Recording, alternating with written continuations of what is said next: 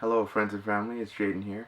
I wanted to talk to you guys about my journal, actually, and I wanted to kind of do a little series or something like that where I upload bit by bit and kind of analyze things that I've been thinking and look back on them, kind of thing.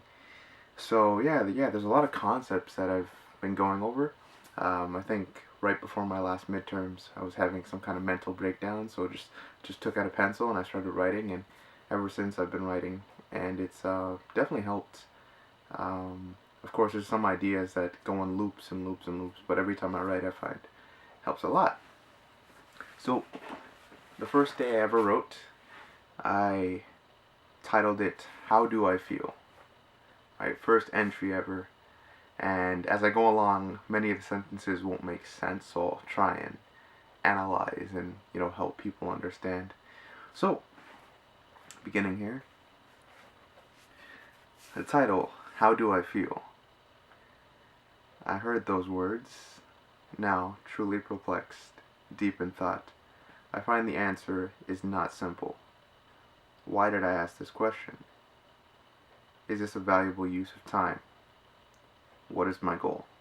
So that's basically me trying to figure out why am I why am I even writing? I'm a very self-aware writer, apparently. Um, my goal is self-expression, so I'm saying, I want to be able to express myself. That's why I'm writing.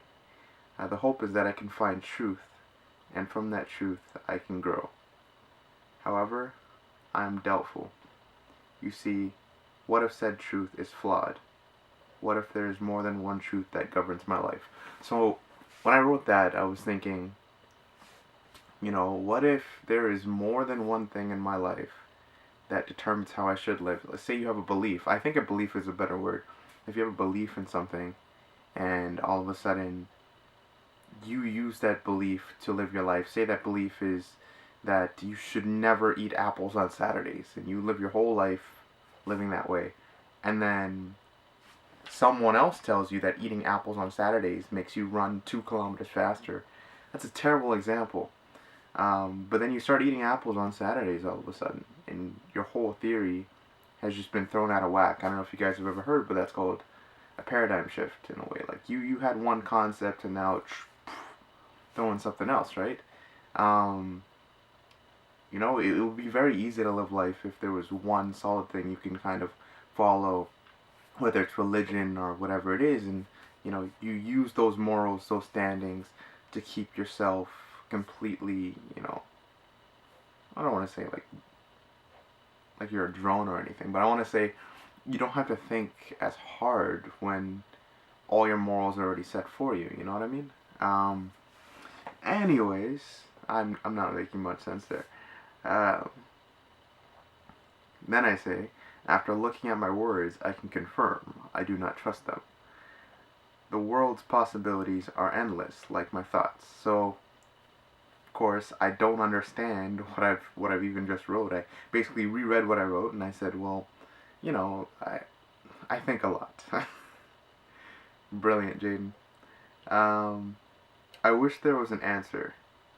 I want to be happy and not feel guilt or shame. Now, this one's really important. When I say I wish there was an answer, it's me asking, is there one kind of answer that I can get for my life that solves all of the weird feelings that I end up feeling? And I'm not sure if there is one, right? Um, and then I say, and not feel any guilt or shame. I want to be happy and not feel any guilt or shame. So that basically just means whenever I do feel overly happy, overly excited about something, I often feel this guilt or shame like, should I really feel happiness? Is that something I deserve? Is that something that I should aspire for? And I'm going to get to that in a bit. So, what did I say here? So I took a scenario which isn't too relevant to me and made it a mantra. Happiness doesn't matter. Meaning will keep you alive. So if any of you guys have heard of Viktor Frankl, really awesome philosopher, by the way, I'd recommend you check him out. He talks about meaning, and he was in concentration camps, and his family had perished, and he found meaning in his life through their memory and through the love that they gave him. they weren't necessarily there anymore. He wasn't necessarily the happiest person, but he used that meaning to survive. While other camp members gave up their will to live, he says, you know what, no, like I have something here and I'm gonna stick with it, right? So that's very powerful stuff. I just, I took that very seriously and I just threw away my will to try and be happy because I realized that meaning is extremely important. Um,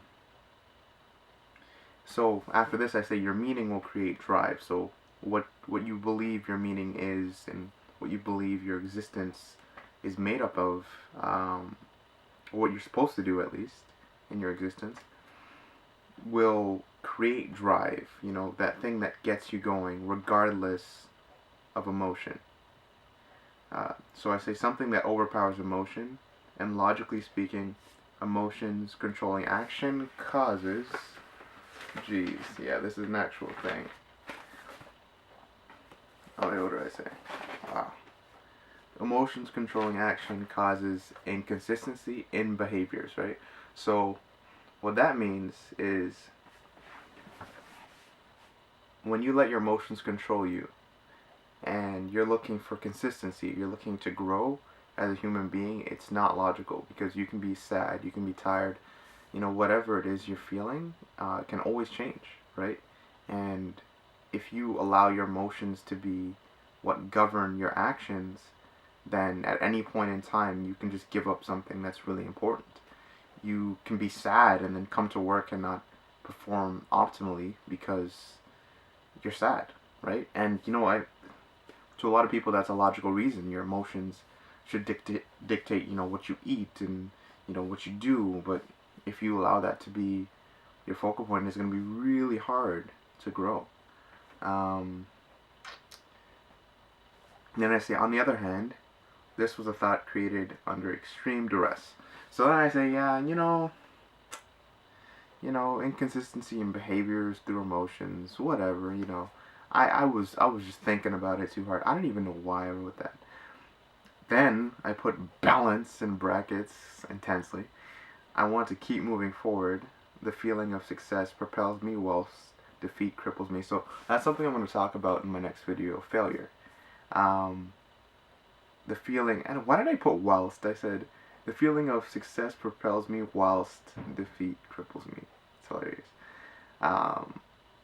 Yeah, it's just this feeling of every time I got a win or every time something went really well, I was like, oh my gosh, yeah, life is finally going to be awesome.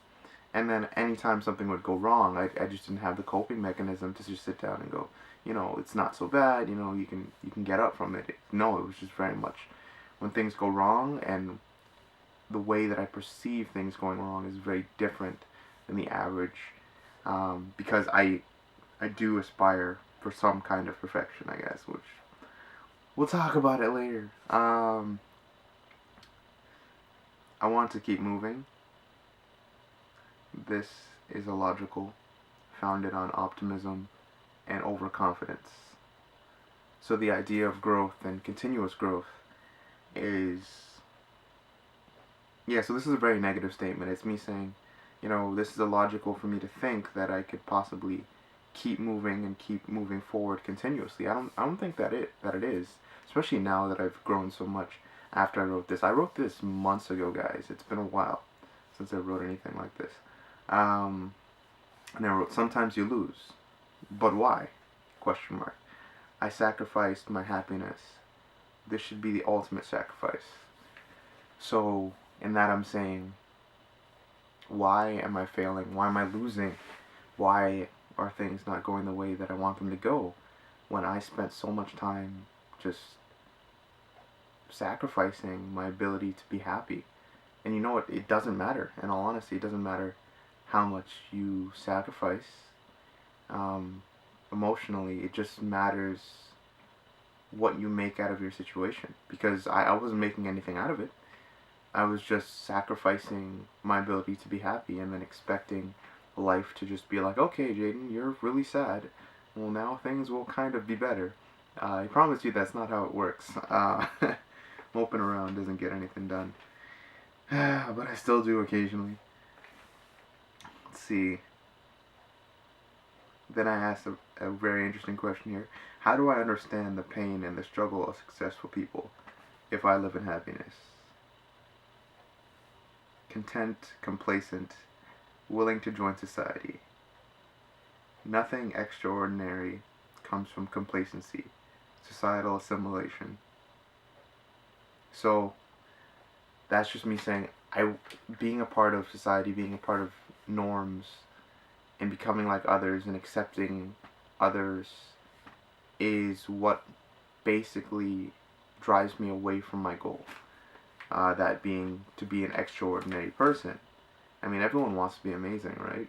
But how badly do you want it? How much are you willing to sacrifice? That's why I asked that question earlier about, don't I deserve not to lose now that I've already lost so much? Then I say, I want this path. I remain conflicted. My big goals are as follows. So I want to get into these, my goals, what are they? And I want to share these with you guys. So yeah, I want to become a good pianist who can play at bars, etc. I'm really just looking to finish my piano exams, to be physically fit and able to have high intelligence. So yeah, being fit, being intelligent, all that stuff, it's really great. Hard to maintain all of it at once. Lastly, a deep craving for fame and fortune. This one is huge, huge. It really, no, I'm not going to talk about that too much. Anyways, following the foreseeable success of perfection. So basically, I'm saying I crave, fame and fortune because I feel like I'm going to have success. I'm going to be able to get this perfect formula done, right? It's just going to pan out and it's going to work. I'm so funny. Anyways, in this way, I am scattered, unable to pinpoint my goal. Truthfully, I know I might be crazy, but I refuse the advice of others. What do they have figured out that I do not? They are not rich or famous. They do not know my life. Furthermore, how can I trust them? We all dream. Have goals? Do they wish to deter my path? So this is me getting angry while I'm writing, saying, like, why the heck are people getting in my way? Like, I don't understand. Why do people... It always felt like people were just jumping in, like, hey Jay, what's up? Let's hang out. Let's get ice cream. Yeah, Haroon. I know. But anyways, yeah, it was ridiculous. I was so mad. I was like, come on, like, these people are trying to get in my way right now, man. Why wouldn't they? Why wouldn't they get in my way? I will sacrifice everything and continue to. And when I say that, I say, I'm sacrificing all this stuff, and I think that would scare somebody, scare someone to know that I don't use, Instagram, Twitter, like all the other kinds of social media, and it always felt like people were trying to pull me back into it. So I drew a little inspiration from that, and, some other things. They all want me for their own reasons. Yeah, because I'm so cool, right? Oh, jeez. Humans are selfish. I don't trust them. You should not trust them. It is only you that can make the right choice.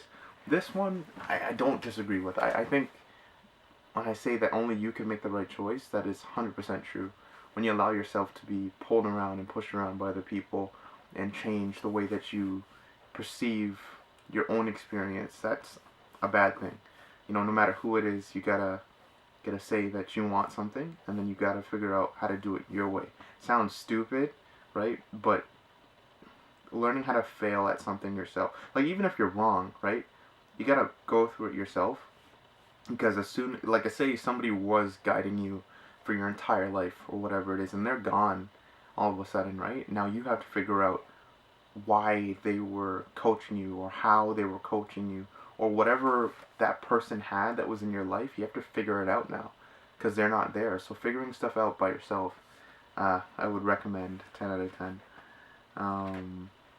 Not a good joke. So the ending of this, I say, what do I say? Oh, so I actually came back to this maybe like a month after. So I say, reading this the second time over, I feel saddened. I'm becoming comfortable with insanity, loneliness, and desperation. They've replaced my family and friends, and I've seen the consequences. I'm afraid to lose my mind to society, but I'm also afraid to lose it to myself. So, that one, that last bit there, is just me understanding that even though I'm trying to do all the self discovery stuff right now, it's very easy to get lost and it's very easy to just almost hurt your own mind when you're struggling so much to learn. Who knows how much you can learn about yourself, right? Um, yeah, and it's when I say I'm afraid to lose it to society, I mean I'm afraid to be assimilated. I'm afraid to not grow and reach my fullest potential by spending too much time on things that are irrelevant, right? Anyways, this was a very easy video to make. I had a fitness video about like abs and core training, all that. I do want to upload that, but I'm honestly very lazy when it comes to editing. So I'm going to release some really easy videos. I have an entire journal that I would like to upload, so I'll take my time doing that. And I hope you guys enjoy the video. I would like to make some more interesting and better ones with good editing eventually. But yeah, I'll see you later. Bye.